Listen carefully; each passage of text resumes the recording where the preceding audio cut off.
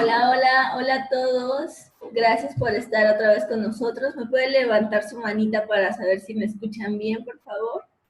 Gracias, Priscila. Gracias, Alejandro. Roberto. Hola, J. Ramírez. Hola, Mamila. Bueno, entonces creo que se escucha bien. Muchas gracias por acompañarnos otra vez a esta conferencia. Muchas gracias por estar con nosotros en la Semana Mexicana de Coaching por la Asociación Mexicana de Coaching. Hoy, en esta ocasión tenemos la conferencia al Master Coach José Merino. Él es Master Coach precursor en la implementación y enseñanza del coaching ejecutivo en México y es parte de Reencuadre. Reencuadre es una empresa de coaching. Hola, Master, ¿me escucha? Ok.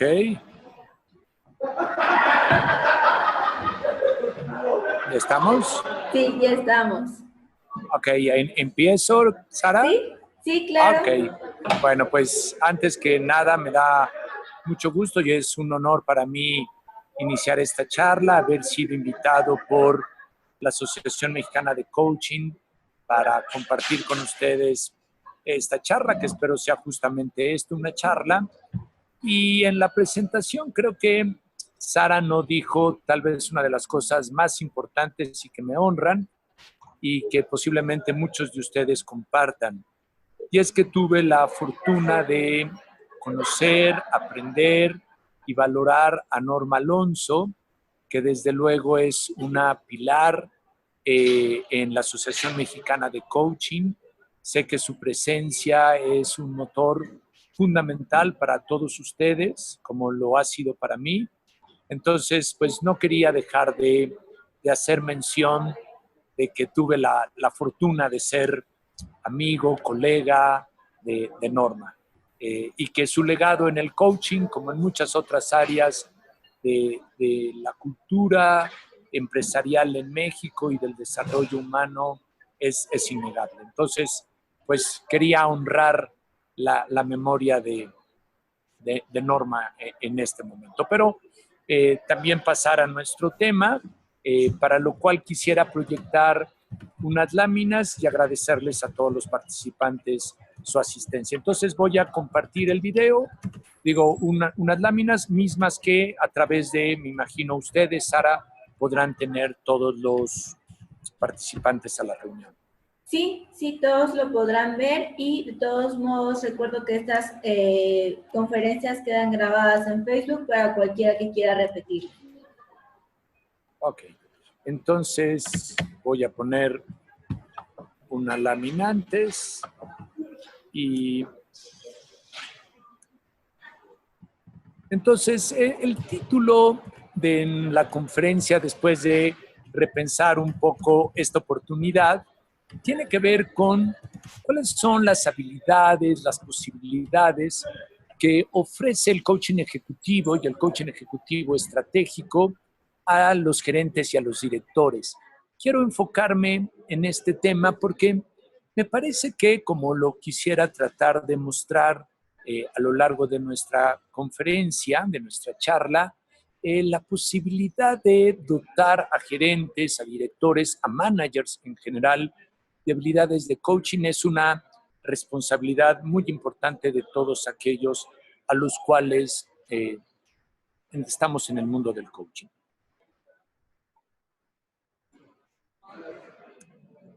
Ok. Lo primero que yo quisiera decir es que cuando pensamos en los avances, en los grandes avances de la humanidad, desde luego la tecnología está como en nuestra mente como una primera idea. Los teléfonos celulares no son ya una novedad, lo que es ahora una novedad son este tipo de pantallas y cada vez nos sorprendemos más de los avances de la tecnología. Desde luego, el espacio es uno de los reflejos donde el avance tecnológico se muestra. Hace apenas un poco más de 50 años, hubo el primer vuelo tripulado en el espacio, Yuri Gagarin. 50 años después, la posibilidad de vivir en el espacio largas temporadas, como en esta estación espacial, es un hecho. Las computadoras son otro testimonio del avance tecnológico. Ahora una computadora puede ser más pequeña que lo que muestra la imagen. Los avances tecnológicos son nuevamente como una constante en nuestra vida. Y lo son también en la salud. La posibilidad de recuperar la vista, de tener miembros biónicos, lo que antes era un programa de televisión que me cautivó a mí en la adolescencia, son ahora una realidad palpable.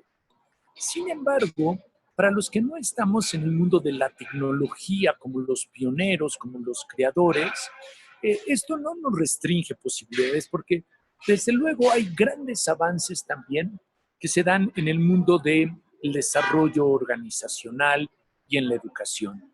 Y pensando en el desarrollo organizacional y en la educación, me parece que los simuladores de vuelo son un gran avance que permitieron un gran avance en la educación y en el desarrollo de las competencias.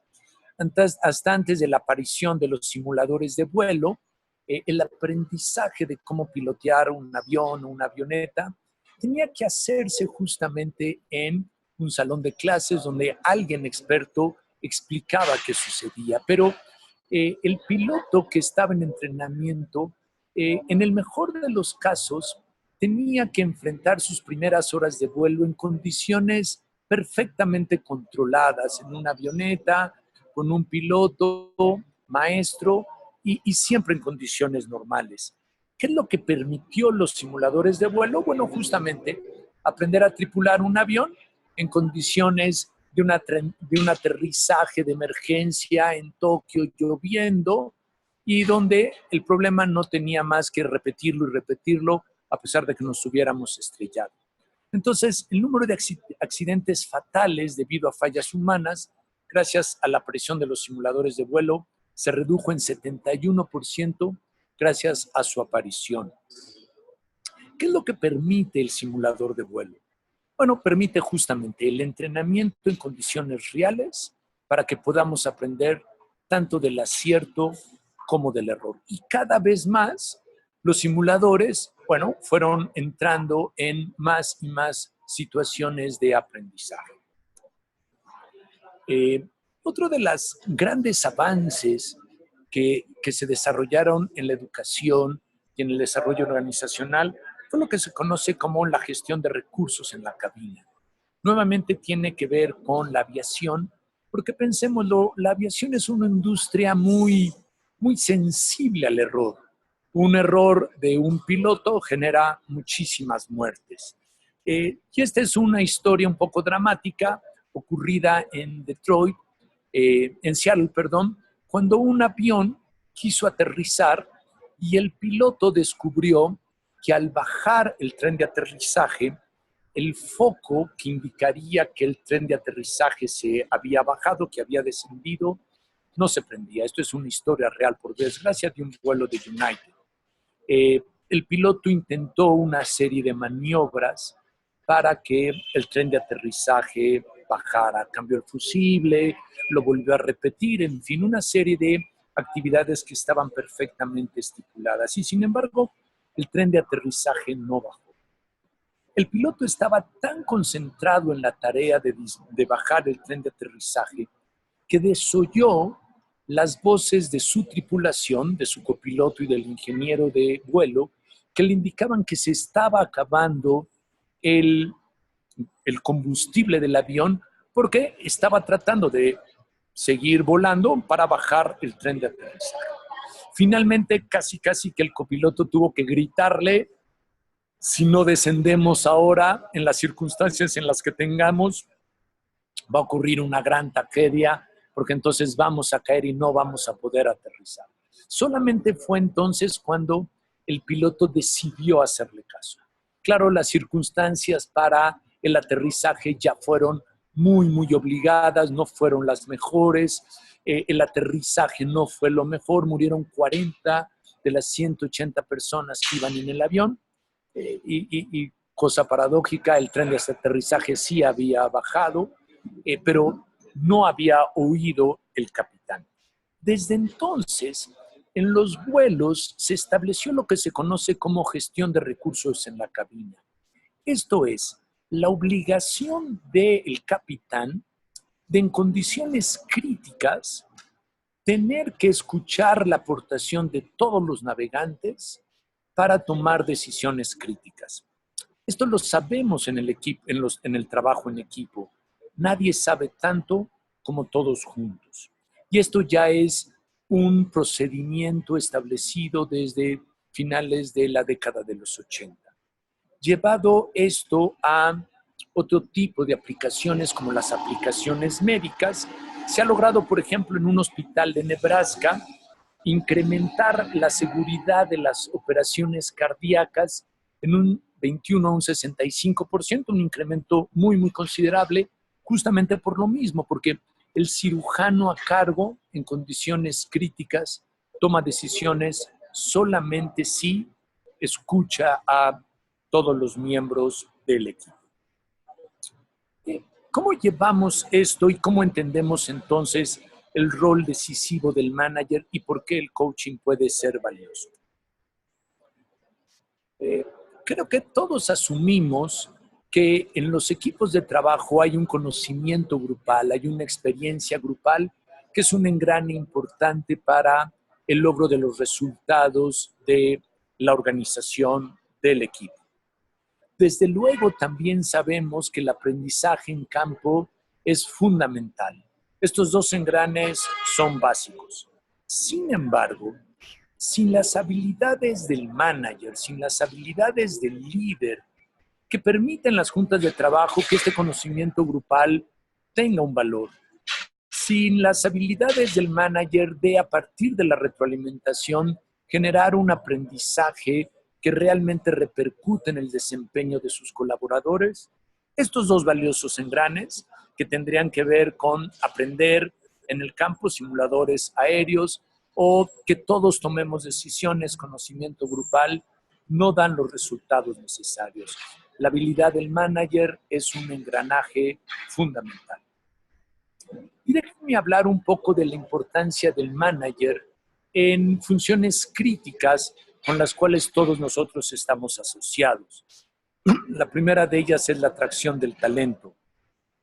Este texto de Global Talent Report sugiere que el 71% de las empresas tienen confianza en seguir atrayendo en los próximos 2 años colaboradores con talento. Sin embargo, el 31% de estas, la mitad, reconocen no estar satisfecho con la calidad de sus nuevas contrataciones. Y la atracción de talento es uno de los costos más altos en una organización si no se realiza adecuadamente. Y el manager es una pieza fundamental para esto. Si la atracción de talento es crítica, la retención del talento lo es mucho más. El 92% de las compañías, sugiere este estudio de coaching, consideran que la retención del talento será su problema principal en los próximos años. El costo de habilitar talento y que el talento salga de una organización rápidamente es altísimo. Máximo si consideramos que el 25% de las personas, de acuerdo a este estudio de Ron Asneck, considera que el 25% de las personas consideradas como alto potencial en la organización, esto es, las joyas de la corona, planean dejar las empresas en el transcurso del año que está en cuestión, que está transcurriendo, el 25% de los altos potenciales. Retener el talento es fundamental y como lo vamos a ver, es labor del manager realizar. ¿Cuál es la mejor herramienta para atraer y retener el talento en tu organización o en una organización? Nuevamente, The Global Talent Index Report sugiere algo que nosotros sabemos, pero que no forzosamente saben las organizaciones. Desde luego, el salario es importante, pero está en el 5º lugar. Un plan de carrera es básico, pero no es lo más importante. En la autonomía, en el contacto con la alta dirección y en el entrenamiento, el manager juega un papel fundamental. No hay nada más importante para retener el talento y para atraer el talento que un buen jefe. Es el mejor salario que puede recibir una persona. Los tres indicadores más altos dependen directamente de un buen manager. Y como lo vamos a decir, un buen manager se potencializa con habilidades de coaching. Pricewaterhouse sugirió hace un año en su 15ª encuesta global acerca del desempeño de los CSO que la prioridad número uno del directivo más alto de una organización, el 66% de ellos, fue pasar más tiempo con sus colaboradores para desarrollar el liderazgo y el talento de la empresa. Es saber que los objetivos se logran a través de otros y a través de un enfoque en el desarrollo de su liderazgo y de su talento. Así que la efectividad del manager, pongo yo, requiere de un compromiso que implique mucho más que la realización ocasional de sesiones de retroalimentación con sus colaboradores. Creo yo firmemente que no hay mayor obstáculo para el desarrollo de un equipo que la indiferencia de su jefe, aun cuando esta indiferencia esté relacionada con compromisos importantes con los resultados, con el desarrollo táctico de los planes de la ejecución o incluso con los planes estratégicos. La efectividad del manager como responsable del talento y el alto desempeño en su equipo implica una serie de funciones que quiero mencionar, pero quiero detenerme con la siguiente idea. No hay mayor responsable en la generación de talento y de alto desempeño en un equipo que el manager mismo. No es recursos humanos el responsable del desarrollo del talento, no es recursos humanos el responsable de la atracción del talento, es el manager de un equipo. Así que la efectividad del manager implica atraer y seleccionar al talento necesario a mi equipo, alinear el esfuerzo de los colaboradores con las metas de la organización,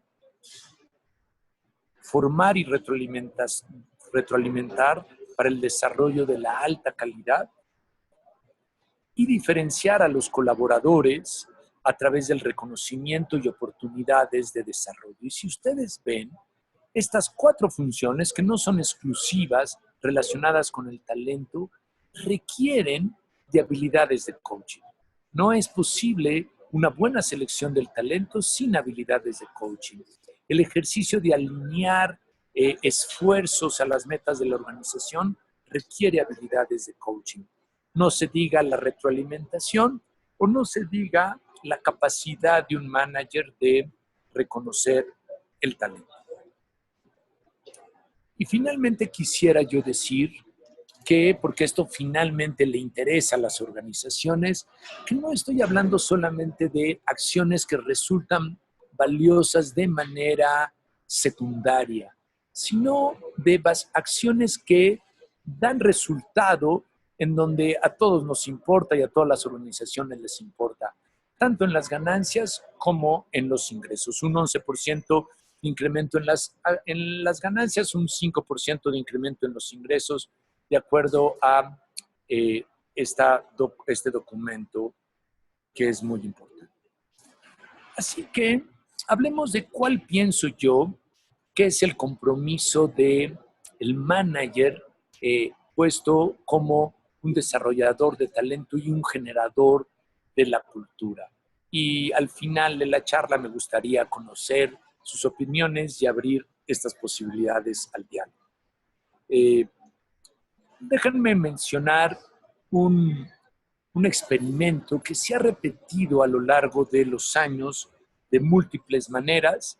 Stanley Milgram fue el iniciador o fue quien diseñó por primera vez en 1900, a finales de la década de los 40, 48, este experimento. Él es Stanley Milgram, le pongo yo el impacto de una instrucción y lo que ustedes ven allá atrás de él es un voltímetro. ¿Cuál es el experimento? Estaba estudiando, impactado por los juicios de Nuremberg y por las declaraciones de muchos oficiales alemanes cuando se defendían en el juicio de Nuremberg acerca de los crímenes de guerra de los que se le acusaban.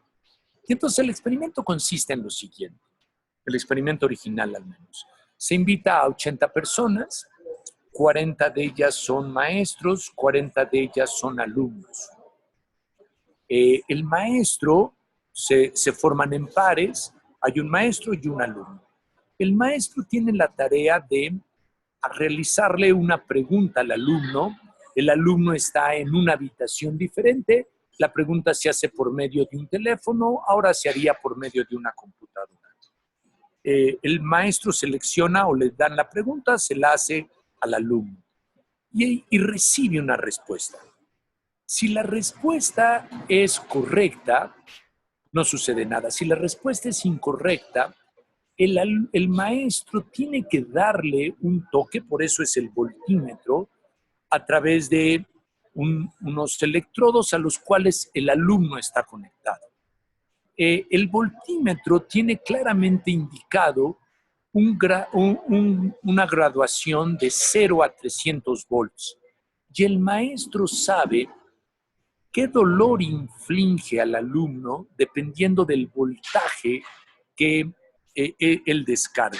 De tal manera que, por decirlo de alguna manera, hasta los 30 volts el alumno ni siquiera lo registra, a los 100 volts o entre 0 y 100 el alumno lo resiente, arriba de los 150 gime, a los 200 pues sí, ya le llora y golpea porque le duele muchísimo, hasta llegar a los 300 donde el alumno se desmaya por el dolor, hasta los 300. Hay 300 posibilidades.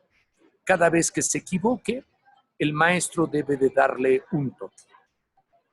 Obviamente el alumno no recibe ese toque, hay una grabación, pero eso no lo sabe el maestro. El maestro cree que en verdad está infligiendo un castigo a través de una descarga eléctrica. ¿Qué es lo que sucede? En el primer experimento, al maestro se le dice que cada vez que el alumno se equivoque, debe de recibir un toque. Pero que si se vuelve a equivocar, el toque debe de ser mayor en intensidad. Mayor en intensidad. Tengo 300 posibilidades, pero la segunda posibilidad debe de ser mayor que la primera y la tercera mayor que la segunda. De 40 maestros, ¿cuántos reiteradamente, qué porcentaje termina haciendo que su alumno se desmaye? La cantidad es increíble. De 40, ¿no? 28 al menos desmayan a sus alumnos. Reiteradamente se ha hecho este experimento y siempre el porcentaje es cercano al 70%. Es una cantidad altísima, el 70%. Sin embargo, se hace un segundo experimento con otras 40 personas como maestros, con otros 40 alumnos, otras 40 personas como alumnos. Esta vez todo es idéntico, el voltímetro, 300 posibilidades. Si se equivoca, el alumno recibe un toque. Sin embargo, en esta ocasión, se quita la frase, el siguiente toque debe de ser mayor en intensidad. Se cancela solamente esta pequeña instrucción. El siguiente toque no debe de ser mayor. Puede ser mayor, puede ser igual, puede ser menor. ¿Cuántos maestros desmayan a sus alumnos? Solamente 2. Solamente 2, el 5%. Cuando yo lo leí, recuerdo la primera vez en un texto sobre ética de Edgar Morin, me quedé profundamente impactado. Porque la reflexión que hacía Morin sobre el experimento de Stalin Milgram era ¿y qué si la mediocridad, y qué si la maldad solamente es mediocridad? Porque una instrucción hace toda una diferencia. Y por esto la frase que les sugiero, históricamente, las cosas más horribles, guerras, genocidio, esclavitud, resultaron no de la desobediencia, sino de la obediencia a una pequeña orden. Y cuando pienso en la cultura organizacional, pienso que la cultura organizacional se hace de pequeñas órdenes, no de la visión y la misión y de los valores que están colgados en las paredes de las salas de espera de las grandes corporativos ni en las salas de juntas. Se hacen de las instrucciones que ofrecen los líderes de los equipos, que ofrecen los directores de las empresas. Citaré algunas que todos hemos escuchado, no son las únicas, pero claro que la cultura organizacional se genera si una orden es, aunque no esté escrita, hay que llegar a la meta como dé lugar. No hay nada más importante que el resultado. Si no alcanzas el resultado, de nada sirvió el esfuerzo. No importa qué pase, espero que llegues a la meta. Hay frases que todos hemos oído. Así que me parece que la cultura organizacional depende mucho más del liderazgo de lo que nosotros pensamos. Y el impacto en la cultura organizacional creo que se genera de dos maneras y nuevamente el rol del manager es fundamental. Se genera a partir de el desarrollo de las competencias críticas que requiere los equipos para alcanzar sus logros y también del desarrollo de las actitudes que a través de la dirección de un líder, de la gestión de un líder, ¿no? De sus palabras, de sus ejemplos, logra generar. Y pienso yo, cuando pienso en este binomio de desarrollar competencias críticas y desarrollar actitudes, pienso que el compromiso del liderazgo está, entre otras, en las siguientes competencias críticas del líder y de su impacto en la organización. Pienso que cuando un líder tiene la capacidad, la competencia de transmitir el propósito de el trabajo, de la función, de la tarea, cuando yo soy capaz como líder de un equipo, como manager de un equipo, de convocar el propósito, de hacerlo patente, genero en mi equipo de colaboradores y genero en mis colaboradores sentido y valoración. Y no hay nada más importante para una buena ejecución que el sentido y la valoración del trabajo. Una siguiente competencia crítica fundamental en el compromiso del líder es reconocer. Cualquier trabajo, cualquier esfuerzo que no es reconocido aliena la pasión de las personas con las cuales tenemos la fortuna de colaborar. Así que un manager que reconozca es un manager que promueve la autonomía. Y lo veíamos, la autonomía era el tercero de los pivotes para atraer y retener el talento. Me parece que una cuarta competencia fundamental para un manager que de alguna manera está ligado al coaching es retar. No hay nada que favorezca más la maestría y el desarrollo de las competencias que retar. Todos sabemos que nada más fácil para caer que en la zona de confort que tener logros asegurados. Cuando yo logro retar a mi equipo, cuando un manager logra retar a su equipo, saca sin lugar a dudas lo mejor de él y se requiere del coaching y de habilidades del coaching para saber tensar la liga del reto sin romperla. Y esto es fundamental. Y por último, me parece que cualquier esfuerzo a favor del desempeño, del alto desempeño, pasa obligadamente por la retroalimentación. Y la retroalimentación que no indique solamente en un monólogo las cosas que yo, jefe, percibo como adecuadas o inadecuadas. Creo que si en algún lugar las habilidades de coaching ofrecen un alto potencial a el líder de un equipo es en la retroalimentación. Así que, cuatro competencias críticas de un líder serían comunicar el propósito, favorecer la autonomía a través del reconocimiento, retar para incrementar la maestría y retroalimentar de manera constante y dialogal para favorecer el desempeño. De la misma manera, me parece que es fundamental impactar en las actitudes. ¿Cuáles son actitudes que el líder tiene para poder impactar en las actitudes del equipo? Me parece que una actitud fundamental es la capacidad para fomentar la responsabilidad. Cada vez más hablamos en las organizaciones de la accountability.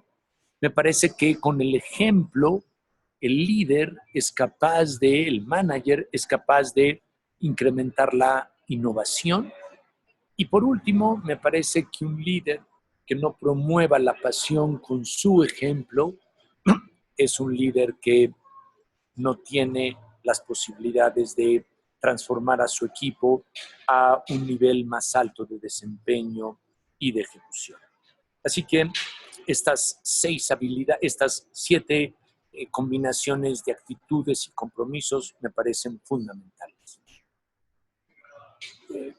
Pasemos entonces en esta charla a cuáles son las habilidades del coaching que entonces requiere un manager. ¿Qué podemos hacer a favor de ello desde nuestra trinchera del coaching? Y honro aquí también al pensamiento de John Whitmore, recientemente fallecido, diciendo: coaching es el método para mejorar el rendimiento de las personas. ¿Qué pienso yo acerca del coaching dentro de las organizaciones? Bueno, pienso yo que el coaching ejecutivo puede ofrecer como 3 posibilidades en una organización.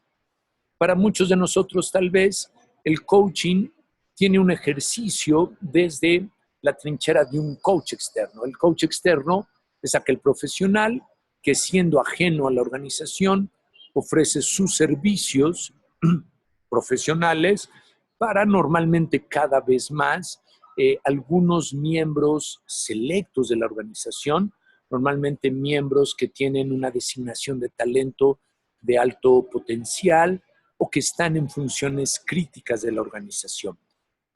Pienso yo que el coaching externo es cada vez más un ejercicio privilegiado para algunos miembros de la organización, para muy pocos miembros de la organización, que se vuelve cada vez más aspiracional para los miembros de una empresa.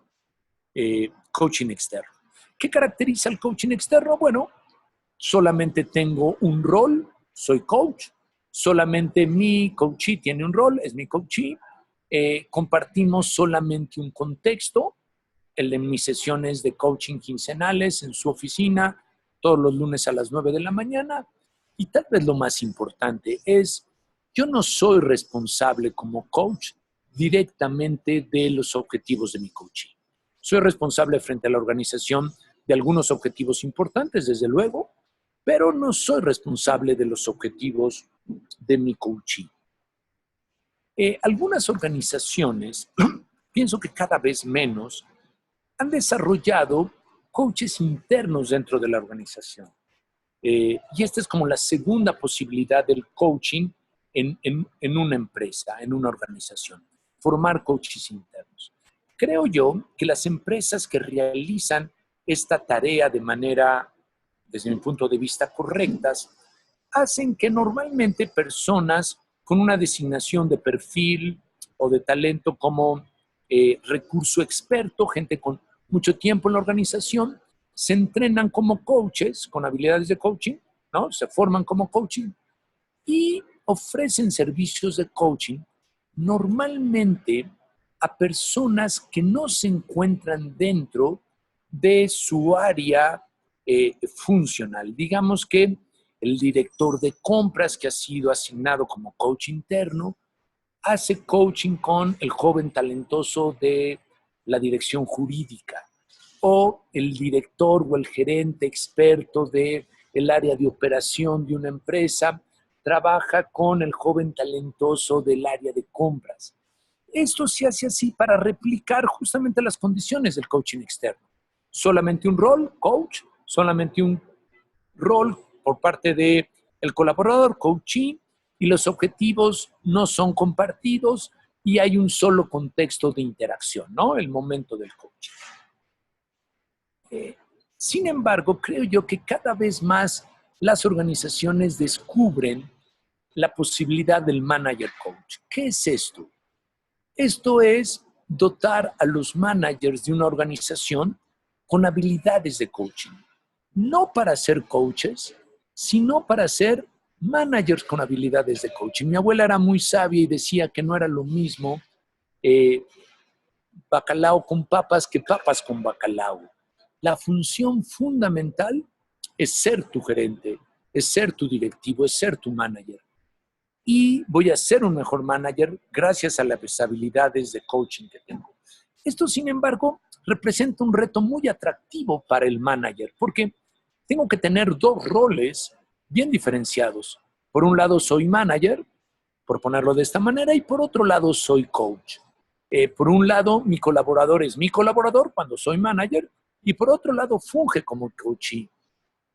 Y tenemos que dejar muy claro cuando entrenamos a manager que el ser manager coaches no restringe su capacidad y su obligación de tener competencias o actitudes claramente directivas hacia su colaborador, como pueden ser dar instrucciones, sugerir soluciones a un problema y roles que como coach estarían vedados, digamos. No somos entrenadores, no somos administradores, no somos jefes. Pero en otro momento podemos tener justamente habilidades que permitan a través de cosas que nosotros sabemos, como la elaboración de preguntas, hacer que las respuestas provengan de nuestros colaboradores.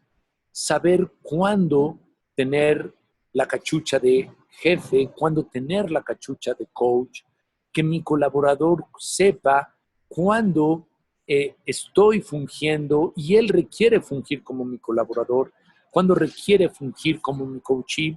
Además, en múltiples contextos, porque no solamente tengo un modo de relación, un contexto de relación con mi colaborador, sino estos son múltiples, es todo un arte y requiere de un entrenamiento y de una importante comprensión.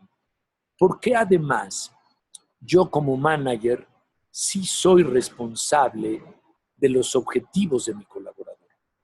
Pero la gran ventaja de dotar de habilidades de coaching a los gerentes es que me parece que hacemos al coaching profundamente democrático, porque lo vuelvo yo a pensar, las posibilidades de que en una organización todos los colaboradores reciban coaching es realmente mínima e ilusoria, sobre todo en las grandes corporaciones. Pero la posibilidad de que las bondades del coaching a favor del desarrollo del talento, de la autonomía, del sentido, del ownership, de la accountability de los colaboradores y de los equipos se filtre a través del manager, es muy posible cuando el manager está adecuadamente entrenado. Así que, si pienso yo en qué es coaching y cuáles son las acciones claves que el manager coach en su rol de coach puede tener, pues entonces pienso que el coaching es fundamentalmente una conversación. Una conversación como la que tú tienes con tus coachees, una conversación como la que tú tienes en múltiples ocasiones con tus colaboradores, en donde todas las habilidades de comunicación se vuelven fundamentales para llevar a buen puerto los objetivos del coaching. Entonces, el coaching es una conversación, pero no es una conversación cualquiera. Es una conversación que, como lo sabemos, tiene como objetivo incrementar la reflexión en nuestros colaboradores o en nuestros coachees. Y esta reflexión la genero fundamentalmente, pero no de manera exclusiva, a través de mi capacidad de elaborar preguntas que cuestionen, que lleven a la reflexión a mis colaboradores y a mis coaches. De aquí que todas las habilidades que yo tenga como coach o como manager coach para incrementar la reflexión serán fundamentales. Entonces, el coaching es una conversación que favorece el cuestionamiento, que favorece la reflexión. Me gusta pensar que cuando uno de mis coaches me dice, Pepe, esto nadie me lo había preguntado, ese día sé que estoy haciendo una buena sesión de coaching. Ahora, ¿sobre qué versa fundamentalmente esta reflexión? Porque podemos reflexionar sobre el pasado, podemos reflexionar sobre situaciones problemáticas que han ocurrido en otros tiempos. Sin embargo, aunque esto es viable en el coaching, yo tengo la impresión que fundamentalmente en el coaching reflexionamos sobre las posibilidades futuras, sobre el futuro. El coaching se conjuga en futuro. Cuando hacemos cuestionamientos sobre nuevas posibilidades, estamos haciendo, pienso yo, ya sea como manager, ya sea como coaches externos o internos, coaching de alta calidad. Pero reflexionar sobre el futuro, cuestionarnos sobre el futuro, tiene una gran dificultad, tiene un gran reto. Y es que nos cuestionamos sobre el futuro desde el presente. Y esto no es poca cosa. Nos cuestionamos desde el futuro, desde el presente, situados en el presente, limitados, si lo queremos poner así, desde el presente o por el presente.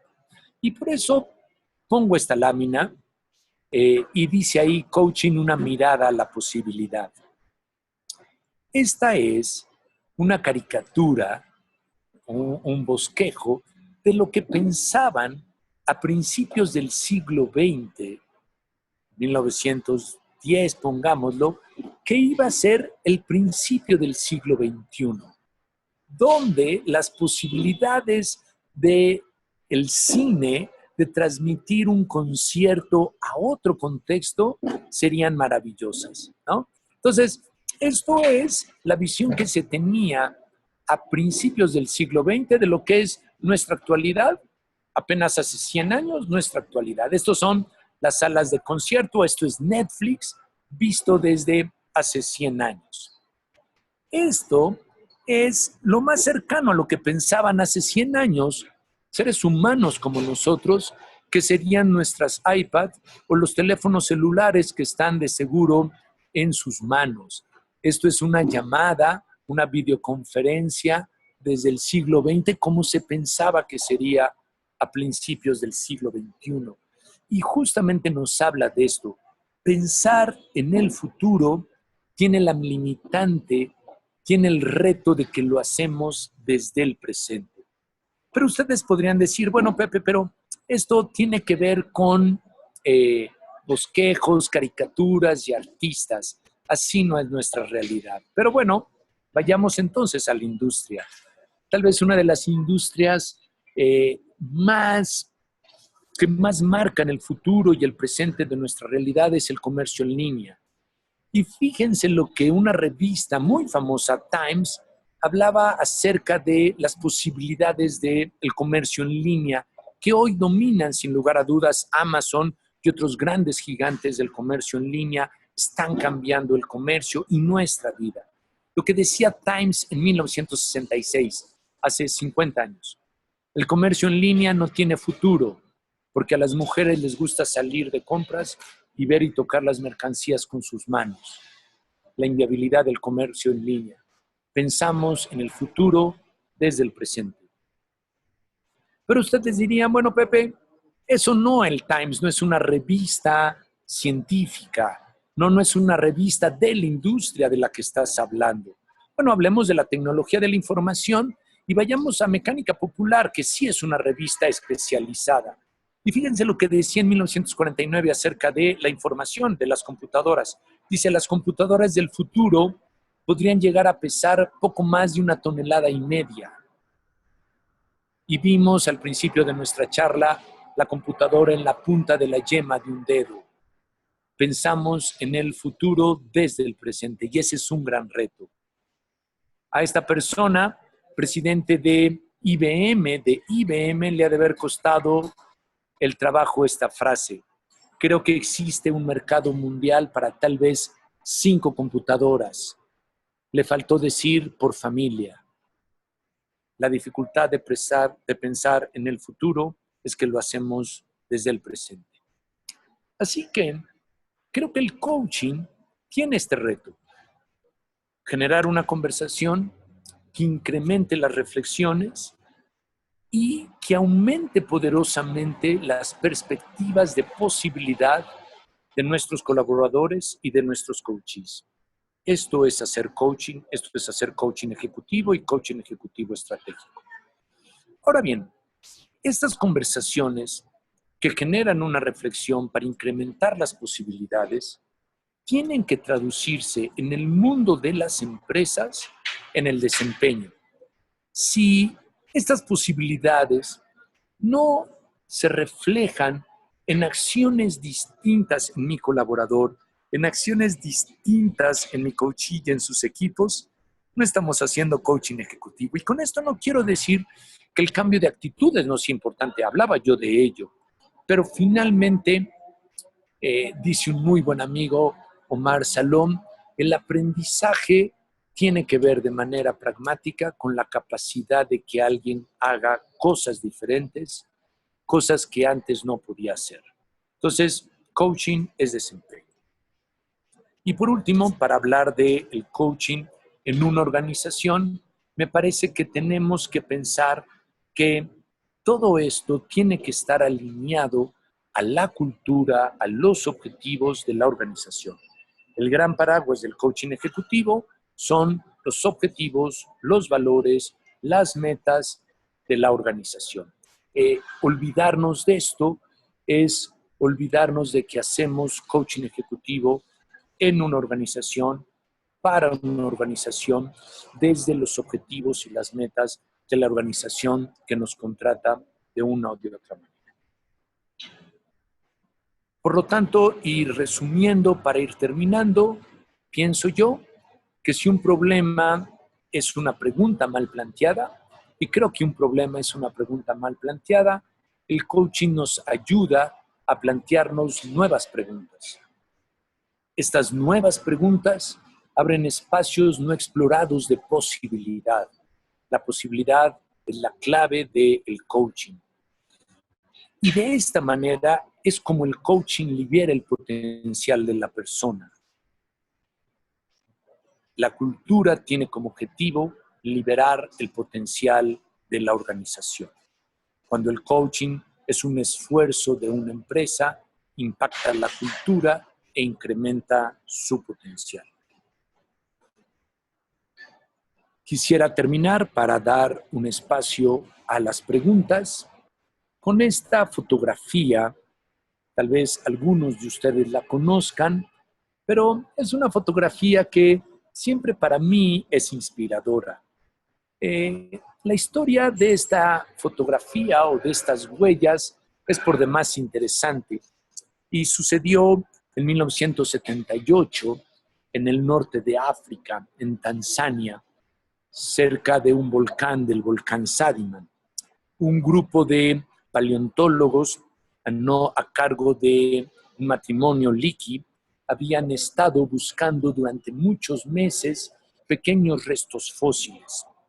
Esa mañana el trabajo había iniciado muy temprano y hacia las 11 todos los jóvenes paleontólogos habían tomado un descanso y habían tomado un refrigerio. Todavía había un tiempo libre y entonces empezaron a jugar una singular batalla con un poco de la tierra que había ahí y un poco de excremento fosilizado de elefante que tenían a su alcance. Aquella peculiar batalla fue tomando tintes un poco más intensos y entonces se requirió nuevo parque. Y para tener parque, pues empezaron a excavar un poco la tierra que estaba junto a ellos para poder seguir en esta singular batalla. Como casi siempre sucede, muchos de los grandes descubrimientos resultan de hallazgos que empezaron con un juego. ¿Qué descubrieron por casualidad los paleontólogos del equipo del matrimonio Leakey? Algo que había sucedido 3.6 millones de años atrás. ¿Qué sabemos del estudio de esta placa de roca ígnea en donde las huellas de muchos animales quedaron plasmadas? Lo que podemos suponer es que en aquel tiempo un volcán, el volcán Sadiman, estuvo haciendo muchas erupciones. Una gran cantidad de ceniza volcánica fue depositada. Una capa de más de 40 centímetros de sedimento volcánico en cenizas se depositó. Sucedió que después de que se sedimentó todas estas cenizas, empezó una tarde a llover. Y estaba lloviendo y se gestó como una especie de lodo en aquel lugar. Y entonces podemos suponer que el volcán Sadiman hizo una gran explosión. Y entonces sí, no por las cenizas, pero sí por la explosión volcánica, todos los animales empezaron a huir de aquel lugar. Como aquello tenía, por la lluvia, como una especie de material fraguable, las huellas de los animales quedaron marcadas para la posteridad. Estas huellas después fueron cubiertas hasta que se descubrieron por el matrimonio Leakey y sus paleontólogos. Muchos cuadrúpedos huyen de ahí. Se puede descubrir.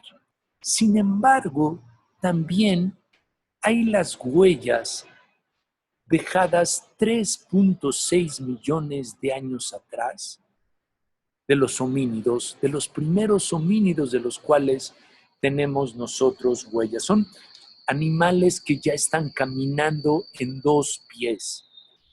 Sapiens aparece 60.000 años atrás, esto está ocurriendo 3.6 millones de años atrás.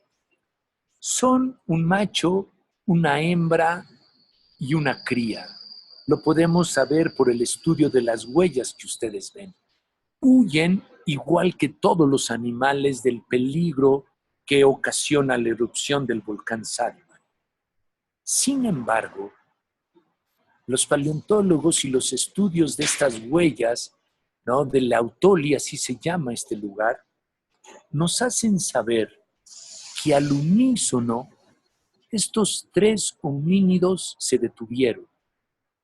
A un mismo tiempo se detuvieron. Lo sabemos porque el talón es un poco más bajo en la huella.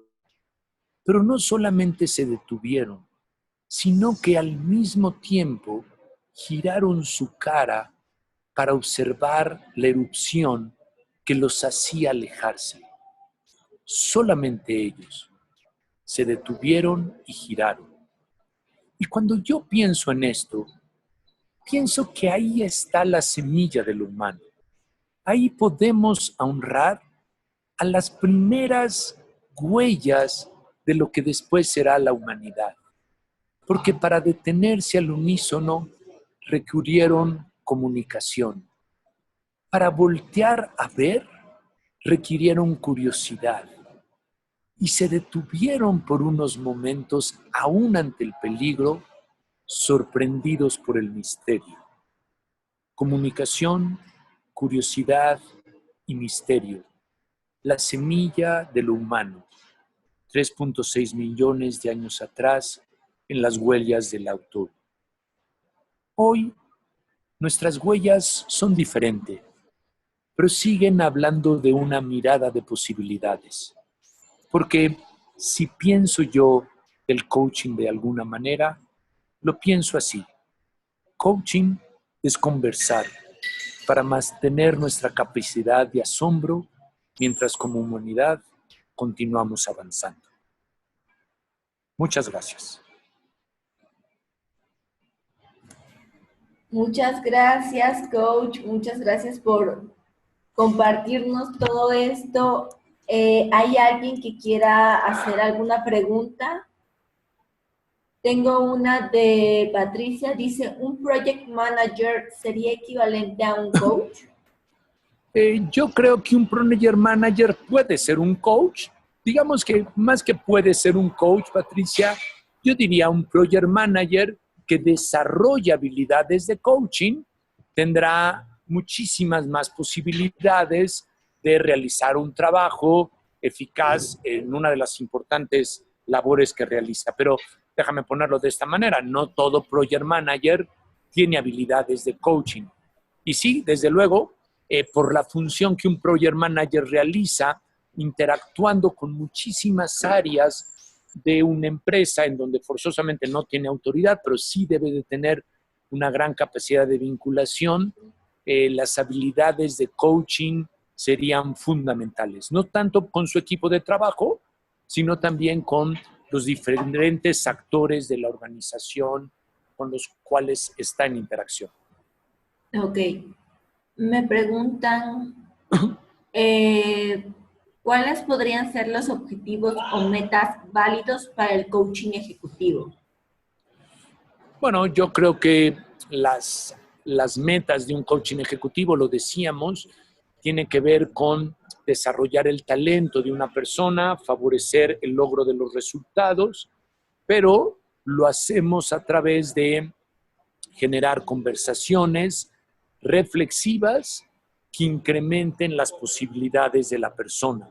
Me parece que manteniendo esta metodología, los objetivos de un proceso de coaching ejecutivo en cualquiera de sus versiones son múltiples y muy oportunas y necesarias. También nos preguntan, ¿de cuánto aproximadamente sería la inversión por cada manager coach entrenado y en cuánto tiempo se lograría? Bueno, ahí yo creo que depende mucho de las organizaciones. Normalmente hemos tenido en Reencuadre la posibilidad de entrenar a gerentes en múltiples o en varias empresas. Normalmente los entrenamientos de habilidades de coaching para gerentes o para manager son mucho más reducidos en tiempo que las certificaciones que se ofrecen en el mercado. Las competencias que tiene que desarrollar no son tan amplias. Yo diría que un programa consistente y adecuado debe de requerir al menos de 40 horas en adelante y grupos no mayores de 20 personas para que se pueda supervisar adecuadamente el desarrollo de los colaboradores. Lo hemos hecho en diferentes empresas con muy buenos resultados. Gracias. Tengo otro. ¿Qué consejo nos puedes dar sobre cómo trabajar con las actitudes, que es un punto complicado? Bueno, yo tengo la impresión, espero más que, más que dar un consejo, espero que esta charla pueda ser un reflejo de lo que quiero decir.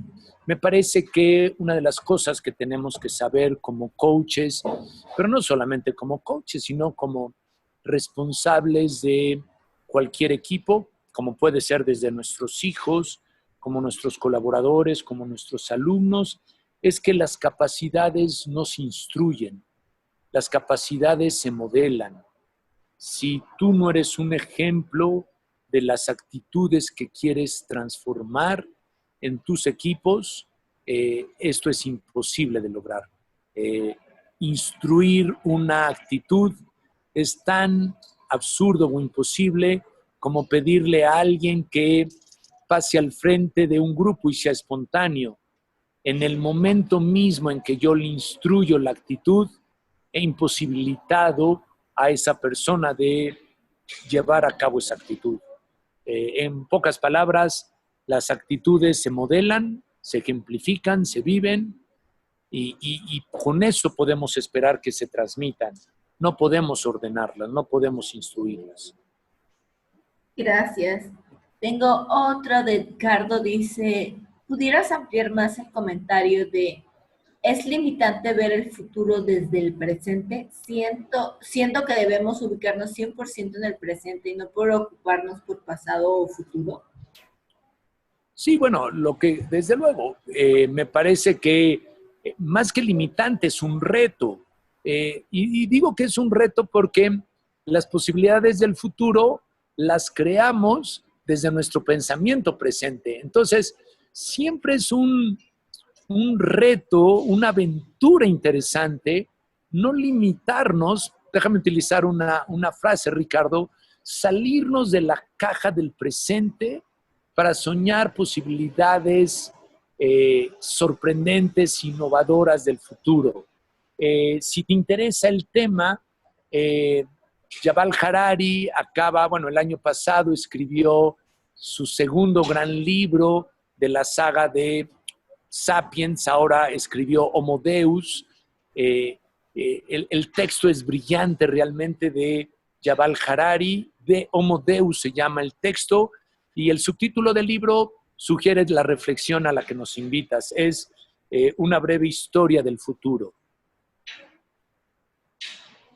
Gracias. Tengo otro comentario de Daniel. Dice, wow, felicidades, José. Excelente conferencia para mí. Me has dejado varias reflexiones. Pregunta. Gracias, Daniel, te lo agradezco. Dime ¿Sí? dime tu opinión basada en lo que expusiste, tu definición de un enfoque sistémico dentro de un proceso de coaching. Bueno, es una pregunta muy, muy amplia, Daniel. Yo diría que tiene como dos grandes enfoques. Lo primero es asumir que el proceso de coaching forma parte de un sistema mayor, que es la organización, y que tenemos que trabajar con nuestro coachee entendiendo la dinámica de la organización y entendiendo la dinámica del mercado, que es todavía un sistema mayor. Entonces, esto es fundamental. Entonces, estoy como en el sistema macro. Pensar en trabajar con un coachee sin entender a su equipo, a su jefe, a la cultura de la empresa, al mercado donde se encuentra, es absurdo.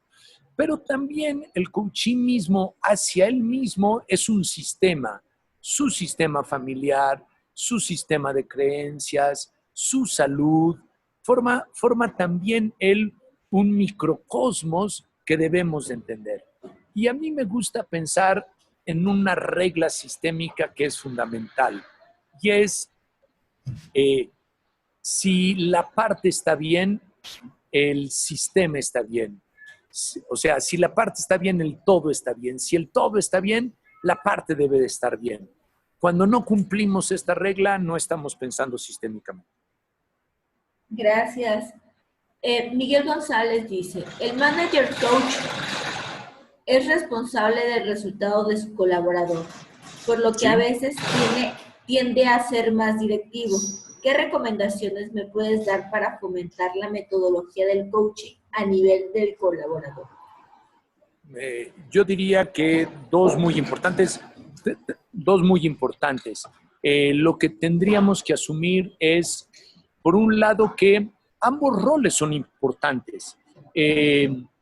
No sé, imagina que ante una situación de emergencia, como puede ser un conato de incendio en el cuarto de máquinas de un barco, el jefe de máquinas aplicara preguntas de coaching para hacer qué hacemos para apagar el conato de incendio. Sería absurdo. Ante una situación de esas, la dirección, el rol de jefe es fundamental. Si un colaborador no ha dado resultados de manera consistente, tal vez requiera de una dirección y de un consejo totalmente directivo.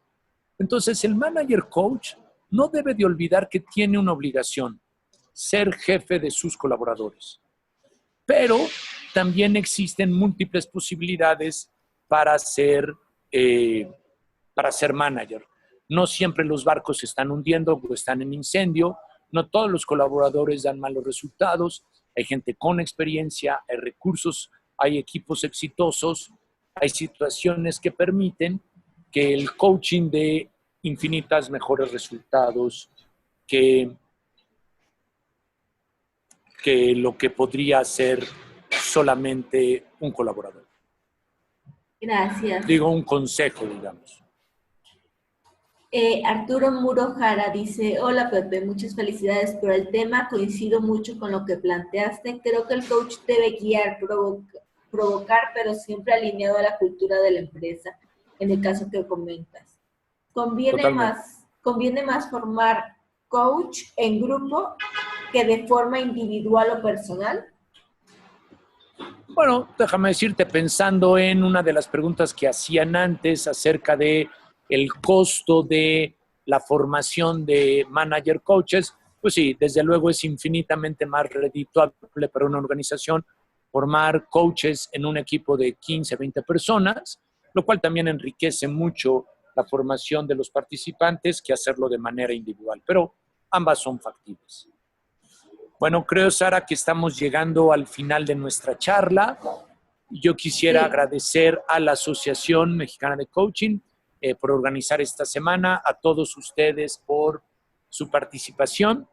Y pues bueno, están ahí nuestros datos de reencuadre, estoy a sus órdenes.